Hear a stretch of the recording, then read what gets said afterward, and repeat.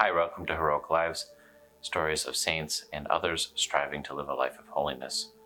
My name is Michael Kress. Today we're going to look at somebody who died in 2003, and so he hasn't really had a chance to be canonized or made a blessed, but maybe he'll be on the way someday, and I think you'll find his story very interesting.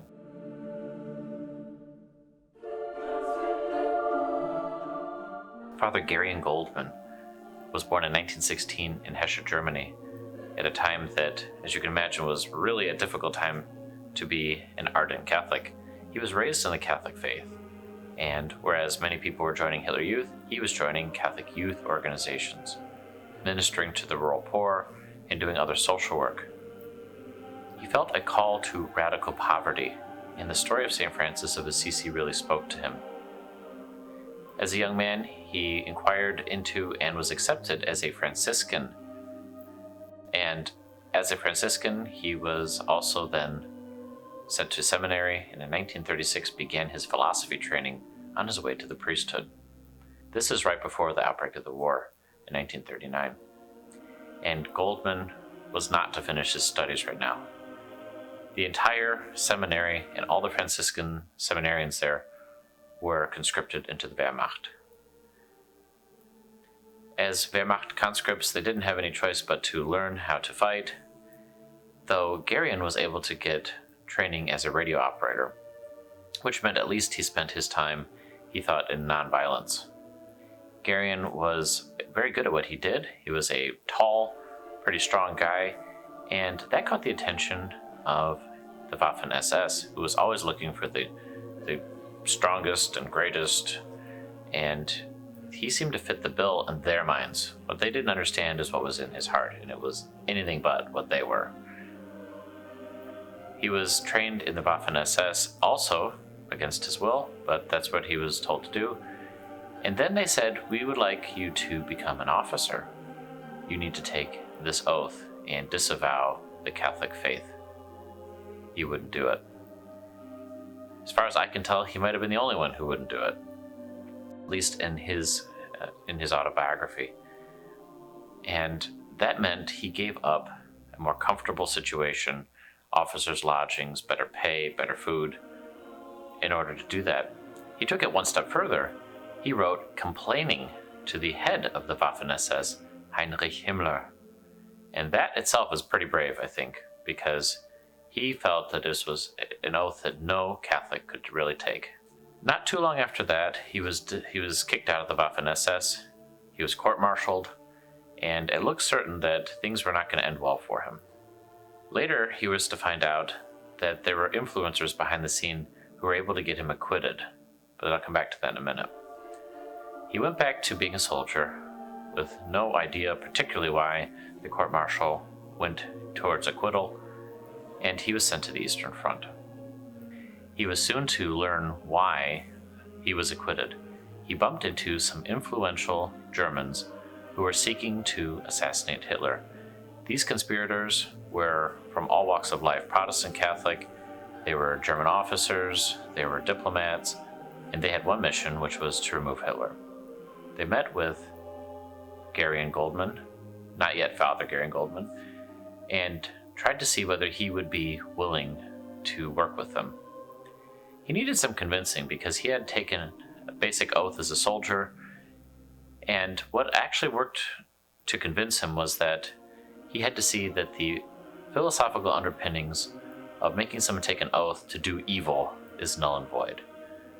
And once he saw that his oath was an invalid one, then he was willing to help them.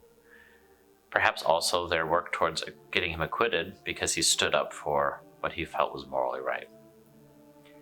He was then transferred to the Italian front, which at the time was a losing battle for the Germans, as the Americans, British, and other Allied soldiers were moving north in Italy. He was sent to Rome and had dispatches for the conspirators. And through this connection, he was able to get an audience with Pope Pius XII. Meeting with Pope Pius XII, it's a scene I can only imagine. I wish I could see it, because here is a German officer seeking to speak with the Pope, not as one to intimidate him or, at the time to threaten his life. He was there as a loyal son of the Church, one who was seeking ordination. This is not what Pope Pius XII expected, I think, and the audience led, after some time, to Pope Pius XII granting that he be given a dispensation to receive ordination. And one of the arguments that Gereon used was there are so many Germans who are dying without last rites, without the sacraments.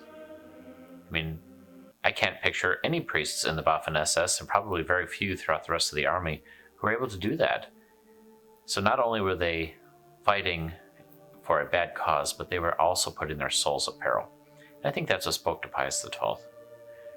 So with his dispensation in hand, he also received permission from one of the local bishops to take with him hosts, the Blessed Sacrament, to the dying. The Germans were dying in great numbers, and they had, as I said before, no one to minister to them. And though he had not yet been ordained, he knew it was coming. And so his focus shifted towards ministering to the best of his ability to those who were dying around him.